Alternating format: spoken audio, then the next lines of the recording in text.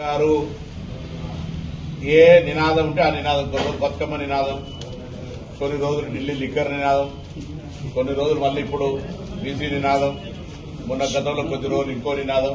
దయచేసి ఇటువంటి వద్దు. జాగృతి, అప్పుడప్పుడు యాదికి వచ్చినప్పుడు జాగృతి, ఇవన్నీ వద్దు.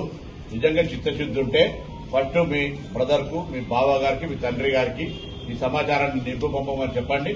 మీరు కూడా ఏదైనా లిఖితపూర్వకంగా ఏదైనా సలహా సూచనలు చెప్తే తీసుకుంటాం.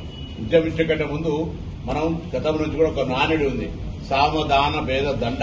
నువ్వు ఒకటే దాని దండ కాడిపోతున్నావు, ముందు సామరస్యంగా మాకు చెప్పండి. చేయనప్పుడు ఇది జరుగుతుందనేటువంటి తేడా వివరించే ప్రశ్న చేయండి. అవన్నీ ఏం లేకుండా అటుగానే పొలిటికల్ పార్టీకి సంబంధించి ఏదో ఐడెంటిఫికేషన్ చేసుకోవాలని, బీసీలలో ఏదో బాగా ప్రేమ వరపరుస్తున్నట్టు చెప్తే తప్పవుతుంది. కాబట్టి దయచేసి అటువంటి మళ్ళీ మిమ్మల్ని ఒక ఆడపడుచుగా, ఆడబిడ్డగా మాతో మాట అనిపించుకునేటువంటి